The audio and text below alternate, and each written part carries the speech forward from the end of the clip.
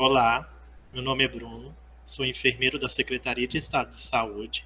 Atualmente eu trabalho na Gerência de Serviços Obstétricos e Neonatal, da Diretoria de Enfermagem, e hoje eu vou trazer para vocês o protocolo de acolhimento e classificação de risco das portas das urgências e emergência da rede SES.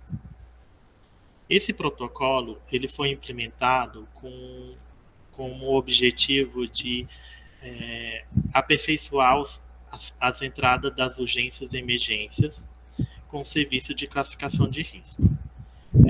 O principal objetivo do serviço de classificação de risco da rede é a identificação dos pacientes que necessitam de um tratamento imediato, de acordo com o grau de risco ou grau de sofrimento que eles apresentam quando adentram aquela porta do serviço. A competência técnica para a realização da classificação de risco ela é regulamentada pela Resolução COFEN 661 de 2001. Ela define como o enfermeiro o principal ator na classificação de risco e ela traz que é importante o enfermeiro ter o curso de capacitação no protocolo adotado na instituição. O tempo médio de classificação implementado por essa resolução é de 4 minutos, não podendo o enfermeiro ultrapassar 15 classificações por hora. Como é que funcionava antes o serviço de emergência, né? Ele era um serviço que o usuário chegava por ordem de chegada.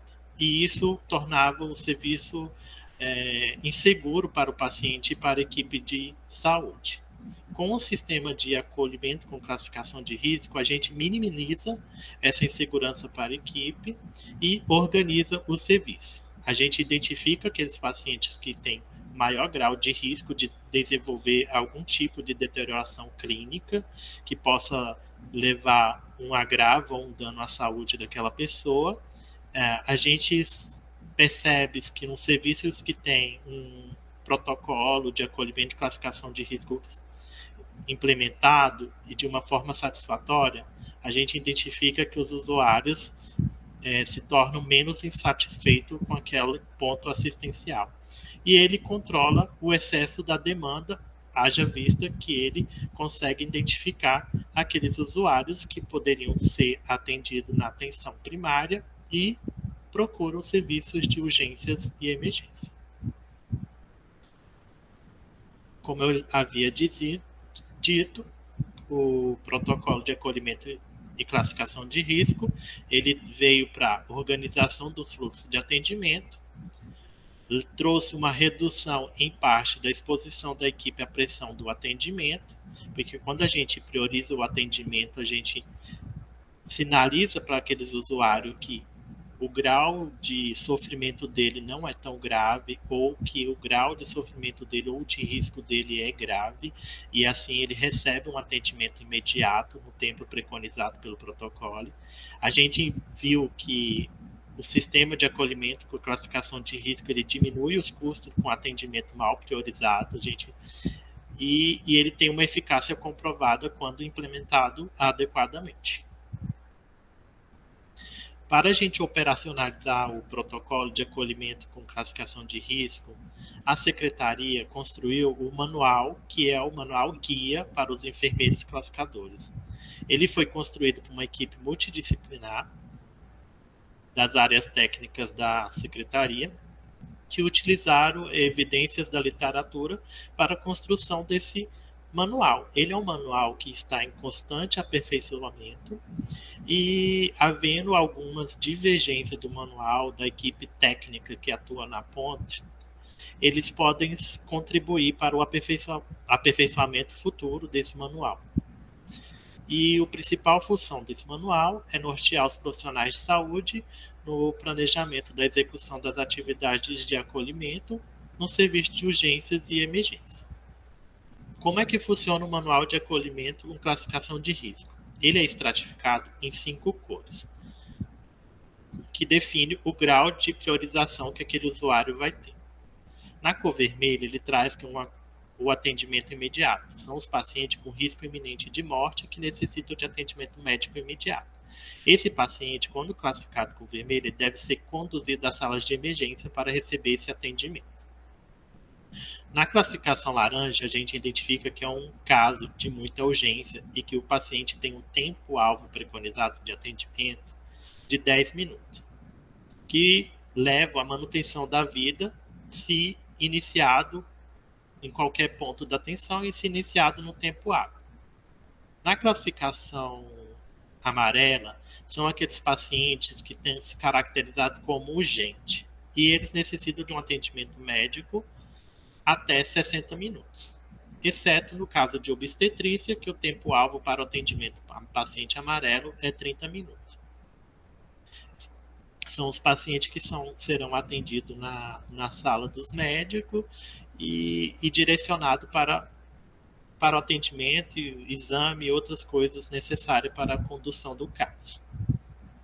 A classificação verde são aqueles pacientes que não apresentam risco de agravo e eles são classificados, eles são atendidos dentro das unidades de urgência e emergência no tempo preconizado de 6 horas e na obstetrícia esse tempo é de até 2 horas. Esses pacientes são aqueles pacientes que a gente entende que são sensíveis da atenção primária. E se na região de saúde existe uma pactuação construída pela superintendência, esse paciente pode ser direcionado para atenção básica numa troca de cuidado responsável entre a equipe da urgência com as equipes da atenção primária.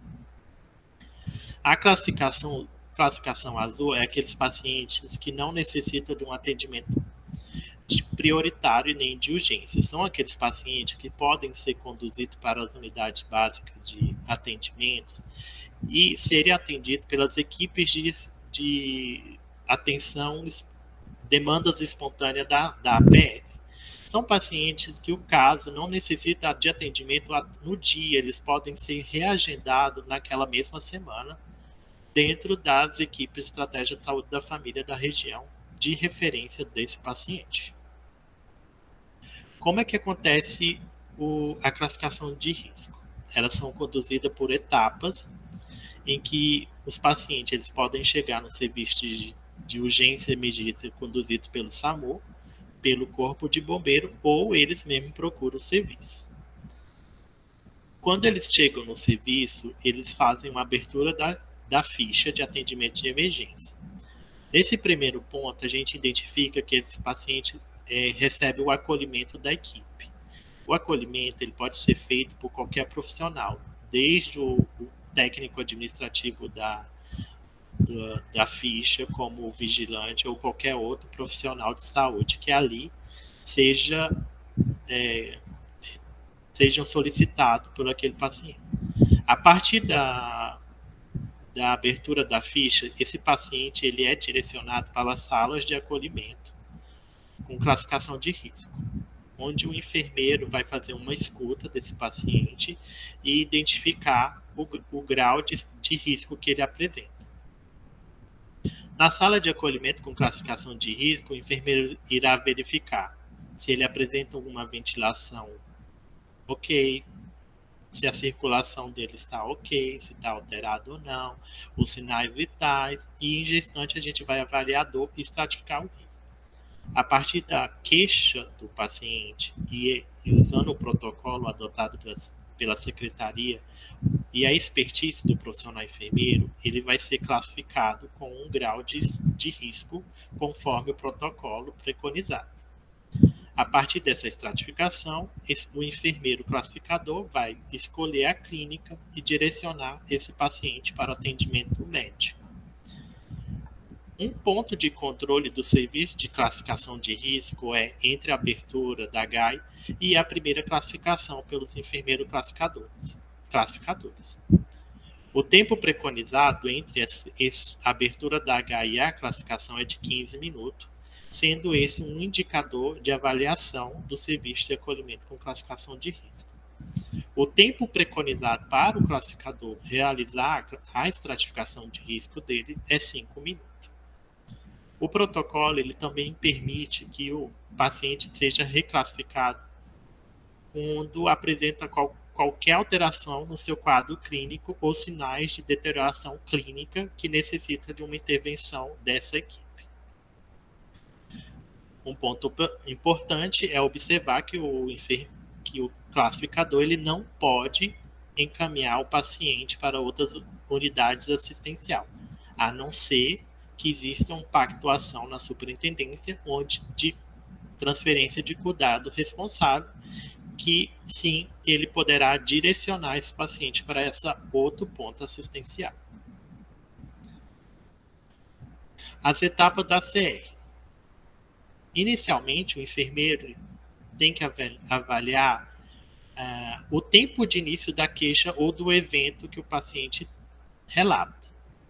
Tendo assim, algumas definições têm que se tornar claras para essa equipe. Assim, a gente define que o início abrupto dos sintomas é quando ele acontece em segundos ou minutos. O início agudo é quando o tempo entre a abertura entre os sintomas e a procura do serviço ele está no intervalo de 12 a 24 horas e, em alguns casos, a menor que isso.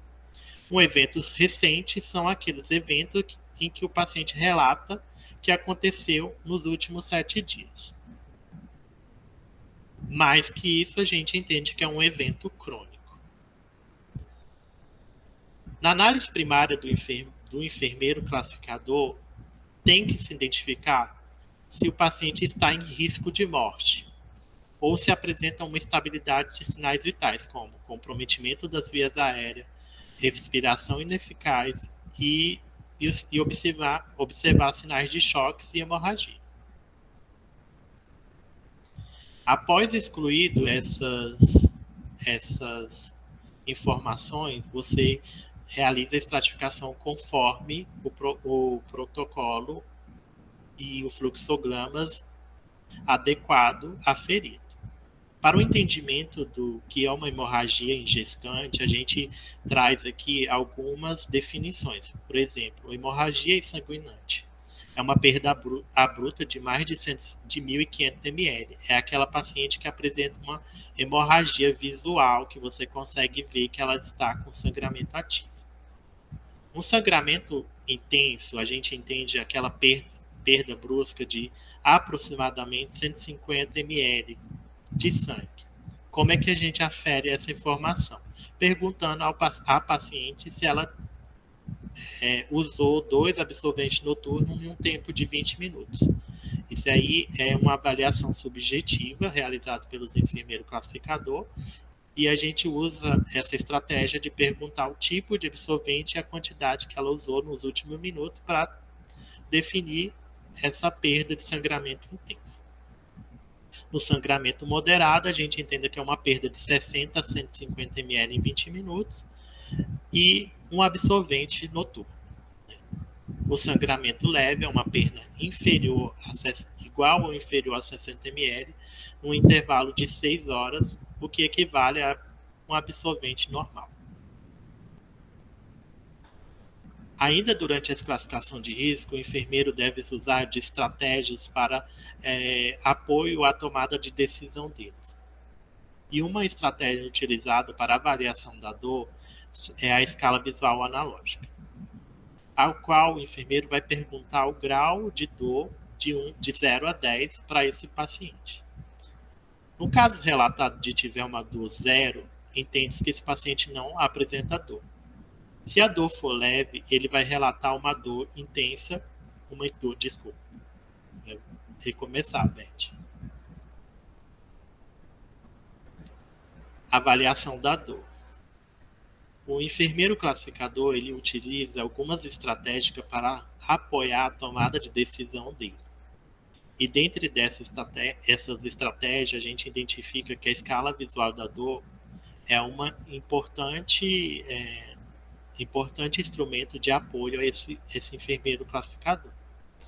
Quando o paciente não tem dor, a gente entende que na classificação ele vai apresentar uma estratificação 0. E essa estratificação ela avalia o grau de dor do paciente de 0 a 10. Na dor leve, a referência é de 1 a 3 nessa estratificação. A dor moderada, a referência é de 4 a 6. E a dor intensa, ele vai relatar um grau de dor de 7 a 10. Contudo, a gente tem que entender que a expertise do profissional enfermeiro é fundamental para identificar essa informação. Haja vista que o relato do paciente ela é subjetivo e a gente vai conseguir identificar algumas expressões, algumas fisionomia do paciente, que vai levar o enfermeiro classificador a entender que aquele paciente apresenta um grau de dor elevado ou um grau de dor moderado. Dentro do protocolo, existem alguns sinais de vitais de mensuração obrigatória. Né?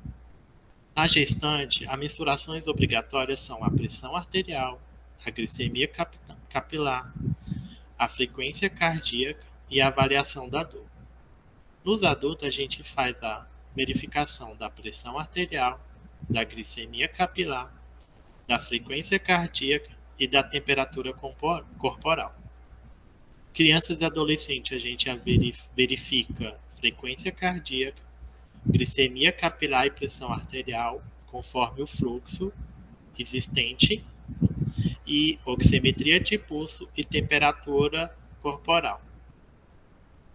É muito importante observar, a partir das queixas do paciente e o fluxograma, se faz necessária a avaliação da oximetria de pulso dos pacientes. Dentro do protocolo, a gente identifica que existem algumas situações especiais, que no caso são os pacientes referenciados, como encaminhamento e classificação de risco da APS ou SAMU. Eles deverão ser encaminhados para a sala de classificação. O que a gente preconiza? Os pacientes que são atendidos na APS, eles já foram avaliados por uma equipe que estratificou aquele paciente e entendeu que aquele paciente precisa passar numa sala, um serviço de urgência e emergência. E aí, se eles não apresentam um grau de sofrimento elevado, eles deverão ser direcionados para a sala de classificação para ser reclassificado. Caso esses pacientes apresentem um grau de sofrimento ou um risco de vida elevado, e eles foram previamente classificados como vermelhos, esses pacientes deverão ter a classificação mantida como vermelho e direcionado para o atendimento prioritário. Isso vale tanto para os pacientes trazidos pela APS como dos pacientes conduzidos pelo SAMU-DF. Pacientes que vão para as unidades de urgência e emergência para troca de sonda, traqueostomia, administração de medicamentos em sala de infusão, serão conduzidos pela equipe de enfermagem para receber esse atendimento. Pacientes que são para curativos, que foram atendidos no hospital somente fora dos horários de funcionamento da UBS, sendo esse paciente direcionado para a atenção primária, caso eles procurem o serviço de urgência no horário de funcionamento da atenção primária. Como que funciona o instrumento de classificação de risco? A partir da queixa principal do paciente que levou ele ao serviço de urgência e emergência, a gente vai identificar aonde essa queixa, qual fluxograma atende melhor aquela queixa. E aí, nos protocolos que a gente vamos abordar adiante, ele traz as principais queixas e o grau de estratificação de risco daquele usuário. Aqui a gente está trazendo um protocolo de forma didática e resumida da dor abdominal. Se o enfermeiro classificador entendeu que aquele paciente apresenta um sinal de choque, e a qual o descritor, um descritor do que seria sinal de choque está descrito, né? Ele apresenta uma pressão sistólica abaixo de 60 milímetros de mercúrio, ele apresenta uma letargia, uma taquipneia, uma irritabilidade. Esse paciente ele vai ser classificado como vermelho. Por quê? Porque ele apresentou sintomas e sinais de choque. Caso ele não apresente sinais de choque ou outro descritor que fecharia como vermelho, a gente vai para uma estratificação laranjada, ver se a queixa principal e os sinais e sintomas aferidos levam ele a uma classificação laranjada. Por exemplo, a gente tem aqui uma dor intensa de 7 a 10, ele é classificado como laranjado, vômitos incoercíveis também são classificados como laranjado, e uma temperatura maior ou igual a 39,5 graus Celsius, ele é classificado como laranjado. Se ele apresentar um desses sintomas, ele é classificado laranjado. E a partir daqui a gente identifica a avaliação, ela corre de cima para baixo. Ao primeiro passo que o classificador encontrar aquele descritor que atenda à queixa do paciente, a classificação deverá ser tomada. Por exemplo, se ele for apresentar uma dor intensa de 7 a 10, o fluxo para ali, ele recebe uma classificação laranjada e eu não preciso aferir, por exemplo, outros sinais e sintomas que levaria ele que ele poderia apresentar, mas que não foram aferidos naquele momento. Já fechou a classificação no laranjado. Se ele não tiver nenhum sinais e sintoma laranjado, a gente segue o fluxo para a estratificação laranjada. E dentro da classificação laranjada, a gente tem vários descritores e que a gente vai aferindo qual a queixa do paciente. Por exemplo, aqui no nosso exemplo, a gente tem distensão abdominal aguda, fezes com sangue, dor moderada, vômitos persistentes, retenção urinária e uma temperatura de 38,5 a 39,4. Como que a gente faz? A gente começa a identificar, por exemplo, o primeiro índice da classificação amarela. Ele atendeu? E isso vale para todas as cores. Ele atendeu aquele índice? Não, a gente vai para o segundo. A queixa atendeu esse descritor? Não, a gente vai para o terceiro. Atendeu? Não atendeu. A gente segue o fluxo até chegar na classificação verde. Ele não apresentou nenhum descritor que levaria à estratificação laranjada. A gente vai para a estratificação verde. Se atendeu, a gente fecha a classificação. Se não atendeu, a gente continua. Na classificação verde, a gente tem aqui, como exemplo, uma edema, tumefação cervical, dor leve, temperatura entre 37,5 e 38,4. Se ele tiver um desses sintomas, a gente vai classificar como verde. Se ele não tiver, a gente vai para uma classificação que não é urgência, que é a classificação azul, que é aquele paciente que pode ser direcionado para atenção primária para ser conduzido pelas equipes da APS.